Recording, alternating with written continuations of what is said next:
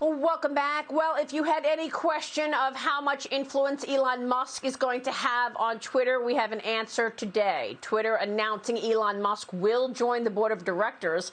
And Elon Musk is tweeting that he looks forward to working with the Twitter team and making changes in the coming months. Cheryl Casoni with all of the details. That has Twitter stock right now up better than 6%. Cheryl. Yeah, and up 27% yesterday, Maria. So a couple of things here. Elon Musk, of course, making that statement saying that he is looking forward to working with Twitter, the CEO, the board, to make significant improvements to Twitter in the coming months. Now, we initially learned this news just a few moments ago, breaking on the wires, because of an SEC filing from Twitter that he is going to be joining the board. Right now, he's got a 9.2% stake. This spot on the board that he is taking, it makes him a Class 2 director. That directorship will expire at the end of the 2024 annual meeting summary. But for all of this term and for 90 days after, Musk will not be a, quote, beneficial owner of more than 14.9% of the company. That is key, because that obviously that limits into what his abilities are and his exposure is when he is serving on the board of directors. Now, as for the company right now, as you see, the stock has jumped. All of this, as we only thing we had heard from Elon Musk until a few moments ago, Maria, was a tweet where he put a poll up asking, do you want an edit button? We also heard that the Twitter company, the CEO just a few moments ago saying, quote, Musk is a passionate believer and intense critic of the service, which is exactly what we need on at Twitter. That was a tweet coming from Twitter. And this is the Elon Musk tweet that we're referencing here. Maria, do you want an edit button, yes or no? By the way, a little misspelling on his tweet. I got to point that out, Maria. But again, this is pushing the stock up. As of close yesterday of business, his stake was worth about $3.5 billion, Maria. But again, as you're seeing on your screen, that stake for Elon Musk is now growing exponentially by the moment as the stock now moves higher, almost 7% on this news. Again, all of the speculation going into this breaking news yesterday and today on Twitter and Elon Musk, would he in fact just flat out buy Twitter? Now the question is, because of this new filing from Twitter, is he going to be limited in making any more moves on the company? If you're on the board of directors, are you an activist shareholder? Maria, I'm throwing that out to you. Yeah, that's right. Well, this is all of the speculation since he amassed that 9.2% stake, and it has been ripping along trading desks. What are his intentions? What is he going to do, especially since initially he criticized Twitter? That poll that he asked his users, 80 million users, do you think Twitter is practicing free speech? Does it follow that principle? And 70% of users said no. Joe Concha, you follow the media and have been spot on the media. Let's talk social media and how this could change the game. Elon Musk saying free speech is essential to a functioning democracy, asking his 80 million followers, do you believe Twitter rigorously adheres to this principle? Then he comes back at that and says, answer this, know that this is important. 70% said no.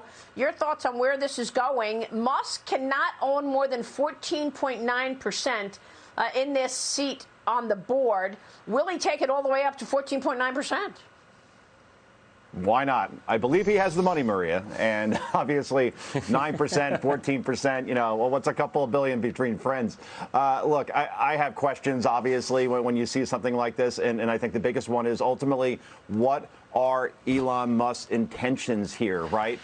When he's doing these polls, when he's buying up these shares, he's now the biggest shareholder. Is he looking to acquire the company? Will this lead the way for Donald Trump to return to Twitter? Because remember, President Trump started Truth Social. That's falling short, at least as far as the former president's expectations are concerned, to be sure. But either way, the question is correct. Does Twitter censor certain content that is deemed negative towards Democrats or liberals, and something that conservatives obviously have a problem with? Of course, we saw it with Hunter Biden. We've talked about it many times, censoring that story right before the 2020 election, making sure that it didn't get out, locking down accounts, all these things. Elon Musk was sitting back and watching and probably saying, no, this is wrong. It doesn't matter if it's happening to Democrats or Republicans, and it mostly happens to Republicans. This sort of censorship can't continue anymore. And now we'll have to see what sort of fundamental changes happen as a result of Elon Musk being the big power player for this social media giant.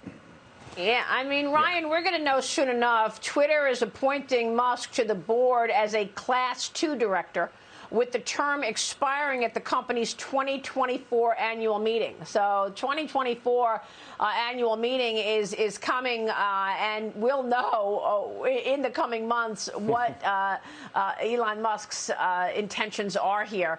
But this was the topic of conversation on trading desks yesterday in terms of where he's going with this and whether or not it's going to mean he gets activist, like Cheryl just suggested. Your thoughts, Ryan? Yeah, I don't think this is an investment. I mean, Twitter's a terrible stock. I mean, it trades at 55 times forward earnings. I mean, it's at the same price it was in 2014. I think this is bona fide. This is just a fight for freedom of speech. Let's be real here. We're going to turn Twitter into Rumble. No, but in all seriousness, I think, bottom line is what I love about Musk is I love his flip-it attitude. I love his libertarian views, and I love the fact he loves to push politicians' buttons, everyone's buttons, and I think this is, really a fight against cancel culture. And I think, cancel culture, the pendulum's starting to swing here. We saw that with Joe Rogan. They really couldn't cancel him when they tried to recently on Spotify. And now I think Musk taking over, and I think absolutely, I mean, we could see the re-platform of our former president, which would be very symbolic in the fight against cancel culture. I think it's awesome. I'm a huge Musk fan, and I do think this is a big win for freedom of speech. And I do think he's going to take a powerful role here in transforming it into a better free speech platform.